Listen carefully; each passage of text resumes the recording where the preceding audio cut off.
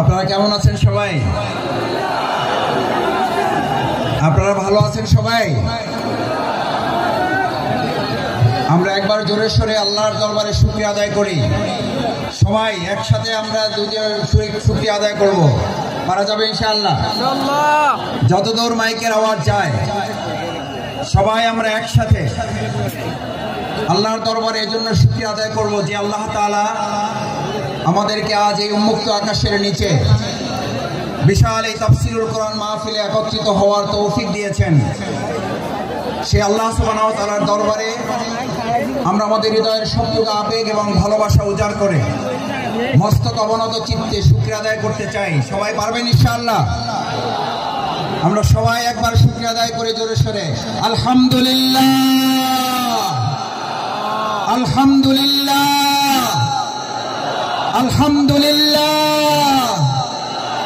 আলহামদুলিল্লাহি রাব্বিল আলামিন, والصلاة والسلام على رسوله الكريم وعلى آله وصحبه أجمعين। আজকের এই বিশাল তাফসীরুল কোরআন মাহফিলের সম্মানিত সভাপতি, আজকের এই মাহফিলের সম্মানিত প্রধান মুফাসসিরে কোরআন, আন্তর্জাতিক খ্যাতি সম্পন্ন আলেমে দ্বীন, বিশিষ্ট ইসলামিক স্কলার, আমাদের অত্যন্ত শ্রদ্ধাভাজন, গোটা বিশ্বের দরবারে যিনি কোরআন এবং ইসলামের আহ্বান অত্যন্ত যৌক্তিকভাবে মানুষের সামনে তুলে ধরছেন, আমাদের আজকের সেই প্রাণপ্রিয় প্রধান আকর্ষণ জনাব মাওলানা ডক্টর মিজানুর রহমান আজহারি আজকের এই প্রোগ্রামে উপস্থিত, সম্মানিত আমন্ত্রিত অন্যান্য উলামায়ে কেরাম, বরেণ্য আলেমে দ্বীন, আজকের প্রোগ্রামের সম্মানিত অতিথি বাংলাদেশ জামাত ইসলামী কক্সবাজার জেলা শাখার সংগ্রামী আমির,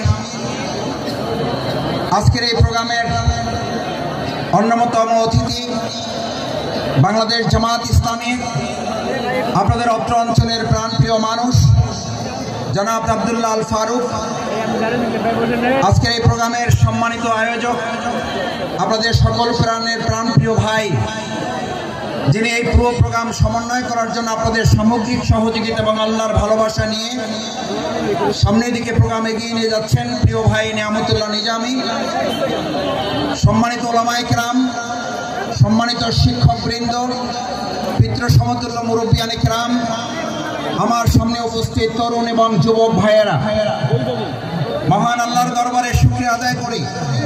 প্রিয়নবী মুহাম্মদুর রাসূলুল্লাহ সাল্লাল্লাহু আলাইহি ওয়াসাল্লামের দরবারে দুরূদ পেশ করছি সাল্লাল্লাহু আলাইহি ওয়াসাল্লাম।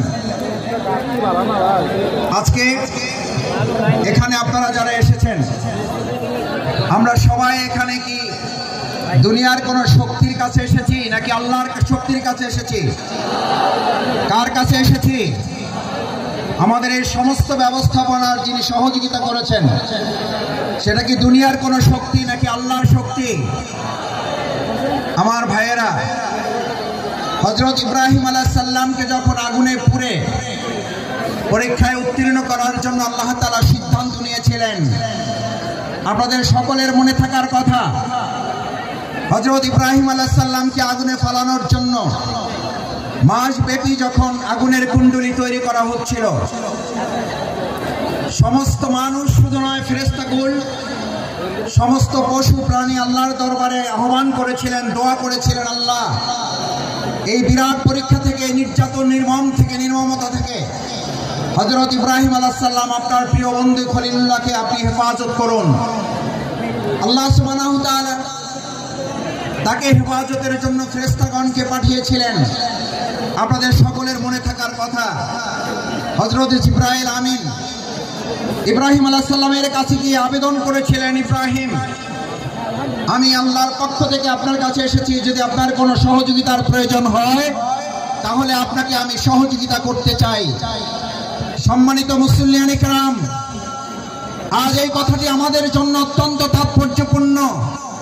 যদি কেউ মনে করেন পরিস্থিতি ভালো হয়েছে সেজন্য হয়তো আমরা এই কাজ করতে পারছি, কিন্তু আমরা এই কথাও পরিষ্কার বলি, আমাদের কাছে পরিস্থিতি ভালো হলেও আলহামদুলিল্লাহ, আমাদের কাছে পরিস্থিতি প্রতিকূল হলেও আলহামদুলিল্লাহ, আমরা শত প্রতিকূলতার মধ্যেও দুনিয়ার কোন সহযোগিতার কাছে মাথা নত না করে হযরত ইব্রাহিম আলাইহিস সালাম যেমন জিবরাইল আমিনকে বলেছিলেন, আমার যদি সহযোগিতার প্রয়োজন হয় তাহলে আমি একমাত্র সহযোগিতা গ্রহণ করব মহান আল্লাহ সুবহানাহু ওয়া তাআলা।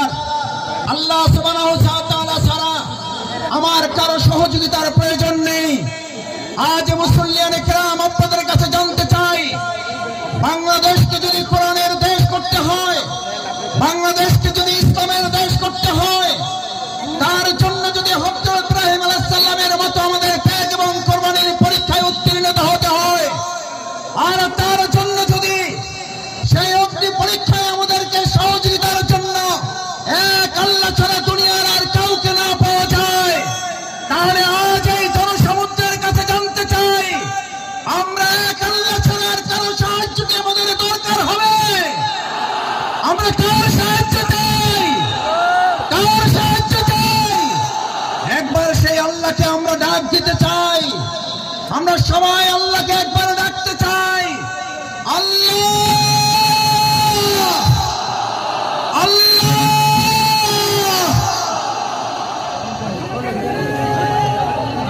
সম্মানিত ভাই এবং বন্ধুগণ, হযরত ইব্রাহিম আলাইহিস সালাম আল্লাহর সাহায্য চেয়েছিলেন। দুনিয়ার কোনো মানুষ শুধু নয়, ফেরেশতাগণের সাহায্য তিনি নেননি। যে ইব্রাহিম আলাইহিস সালাম আল্লাহর সাহায্যের ভরসা করেছিলেন, সেই ইব্রাহিম আলাইহিস সালামকে আল্লাহ তাআলা সাহায্য করেছেন না করেন নাই? আগুনের মধ্যে তাকে বাঁধা রশিটা পর্যন্ত পুড়ে গেছে। হযরত ইব্রাহিম আলাইহিস সালাম আগুনের স্পর্শ করা তো দূরের কথা, হযরত ইব্রাহিম আলাইহিস সালাম সেই সময় ওই সময়টুকু যা তিনি আগুনের মধ্যে অবস্থান করেছিলেন, সেই সময়টুকুকে বলা হয়ে থাকে তিনি তার জীবনের সবচেয়ে সুখী এবং আরামের জীবন যাপন করেছেন। সুতরাং কোরআনের জন্য যারা কথা বলবে, ইসলামের জন্য যারা কথা বলবে, কোরআন বাস্তবায়নের জন্য যারা কাজ করবে, ইসলাম বাস্তবায়নের জন্য যারা কাজ করবে, আজ এখানে আমরা যারা উপস্থিত হয়েছি, আমরা যদি আজ এখান থেকে সিদ্ধান্ত নিতে পারি আমাদের জীবনের সর্বস্বটুকু বিলিয়ে দেওয়া হলেও যে কোরআনের ভালোবাসায় আজ আপনারা এখানে শামিল হয়েছেন, আপনারা কি কোনো ব্যক্তির আহ্বানে ভালোবাসা এসেছেন নাকি কোরআনের ভালোবাসা এসেছেন? কিসের ভালোবাসা এসেছেন? এই কোরআনকে আগামী দিনের সংসদে যদি পাঠাতে হয়, তার জন্য আমাদের 2024 সালের জুলাই আগস্টের তরুণ যুবকেরা যারা জীবন বাজি রেখে উই ওয়ান্ট জাস্টিসের স্লোগান রেখেছিল, সেই উই ওয়ান্ট জাস্টিসের স্লোগান বাস্তবায়ন কি মানুষের তৈরি করা মতবাদ বাস্তবায়ন করতে পারবে নাকি কোরআন পারবে? উই ওয়ান্ট জাস্টিসের জন্য তরুণ যুবকেরা, আমাদের মীর মুগ্ধ আবু সাঈদরা যদি জীবন দিতে পারে, আজ তরুণ যুবক এবং আমাদের জনতাকে জিজ্ঞেস করতে চাই, আগামী দিনে কোরআনের সংসদ কায়েমের জন্য, ইসলামের সংসদ কায়েমের জন্য আরেকবার যদি জীবন দিতে হয় আমাদের, সেই জীবন দিতে আমরা কি রাজি থাকবো? আমরা কি রাজি থাকবো?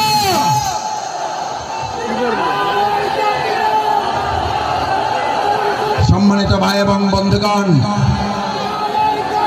আল্লাহ সুবহানাহু ওয়া তাআলা মহাগ্রন্থ আল কোরআনে আমাদের জন্য উল্লেখ করেন,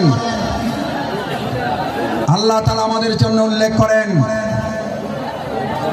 আফা হাসিবতুম আন্নামা খালাকনাকুম আবাসা ওয়া আন্নাকুম ইলাইনা লা তুরজাউন। আল্লাহ সুবহানাহু ওয়া তাআলা আমাদেরকে পৃথিবীতে প্রেরণ করে আমাদেরকে স্মরণ করিয়েছেন। তোমরা কি মনে করো যে তোমাদেরকে এমনিতেই অর্থহীন ভাবে, টার্গেটলেস, এইমলেস, গোল শূন্য, কোন উদ্দেশ্যহীন ভাবে তোমাদেরকে আমি পৃথিবীতে প্রেরণ করেছি?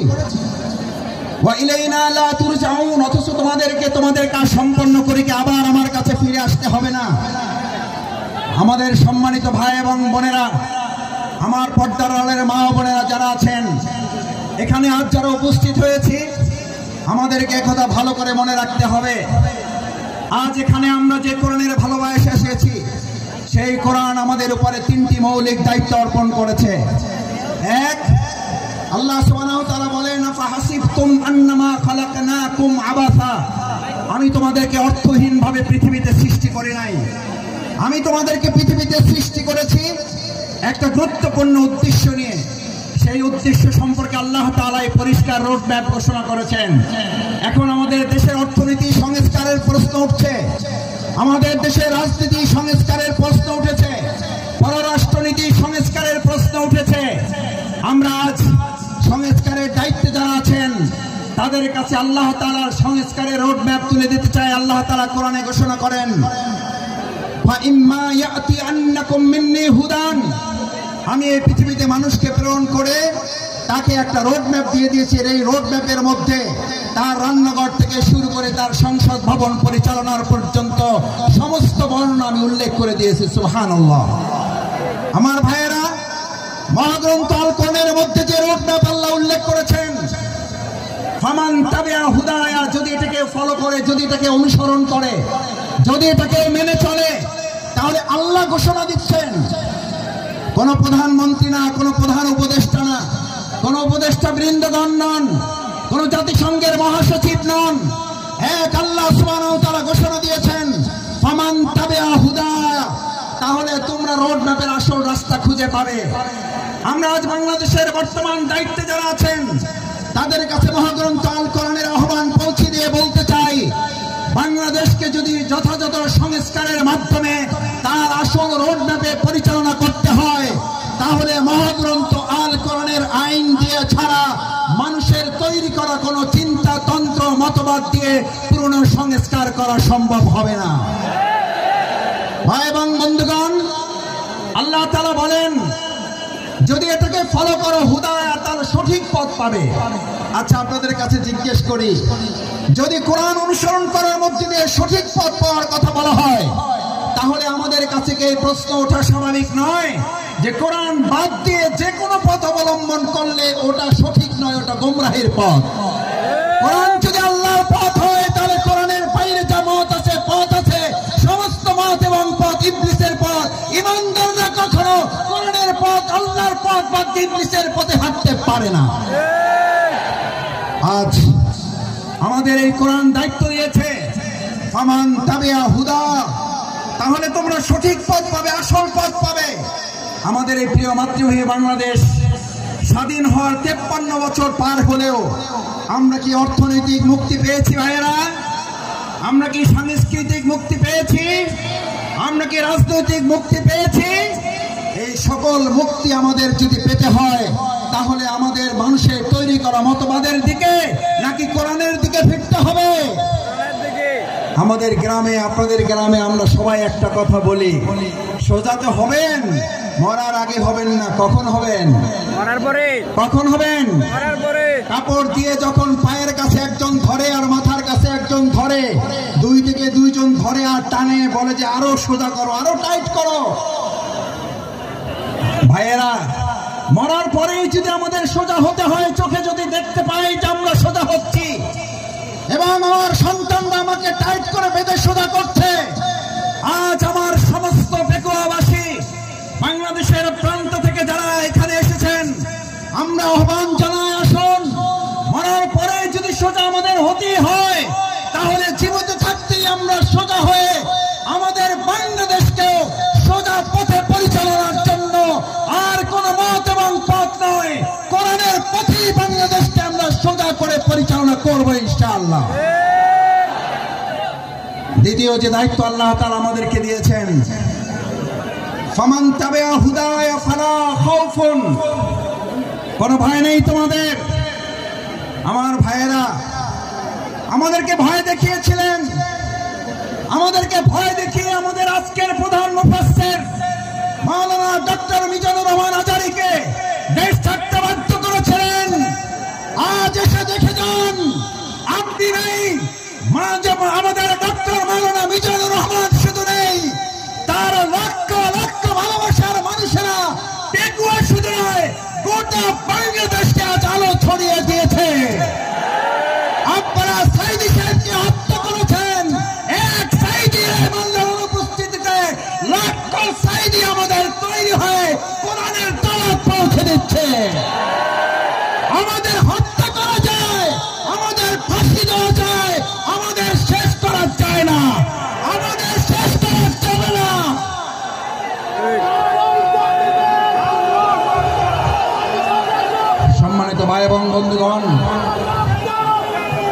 সম্মানিত ভাই এবং বন্ধুগণ,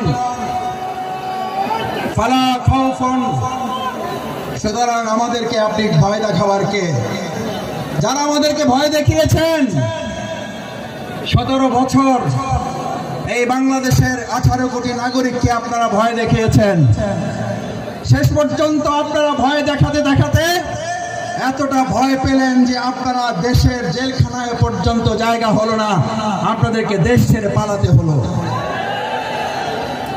আল্লাহ তাআলা নিশ্চিত করেছেন ফালা খাউফুন, তোমাদের ভয় পাওয়ার কোনো দরকার নেই। কারণ যারা আল্লাহকে ভয় করে তাদের দুনিয়ার আর কাউকে ভয় করতে হয় না, বরং গোটা দুনিয়া তাদেরকে ভয় করে। ফালা খাউফুন আলাইহিম ওয়ালা হুম ইয়াহজানুন। আল্লাহ সুবহানাহু ওয়া তাআলা শুধু ভয়ের ব্যাপারে আপনাকে নিশ্চিত করে নাই। আল্লাহ তাআলা বলেন, আমার এই ভয়ে যদি তোমরা উত্তীর্ণ হতে পারো, এক আল্লাহকে যদি ভয় করতে পারো, কোন গুলি বন্দুককে যদি তোমরা ভয় না করো, তাহলে আমি আল্লাহ তোমাদেরকে এবার দ্বিতীয় নিশ্চয়তা দিচ্ছি, ওয়ালা হুম ইয়াহজানুন, তোমাদের আর কোন রকম দুশ্চিন্তা, উদ্বেগ, উৎকণ্ঠায় ভুগতে হবে না। আলহামদুলিল্লাহ, বিগত 15 বছর আপনারা ত্যাগ এবং কোরবানি, নির্যাতন, নিপীড়নের মুখে থেকেছেন।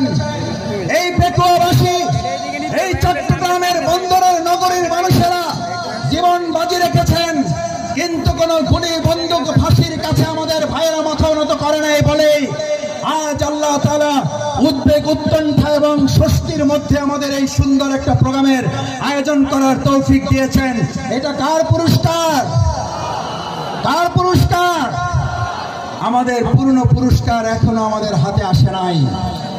আমাদের আসল পুরস্কার আল্লাহ ঘোষণা করেছেন, বিসমিল্লাহির রহমানির রহিম, ইযা জাআ নাসরুল্লাহি ওয়াল ফাতহ।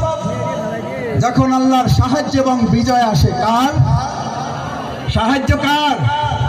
কোন পার্শ্ববর্তী রাষ্ট্রের, প্রশাসনের, সেনাবাহিনীর, র্যাবের সাহায্য? কার? সামনে যান ভাই।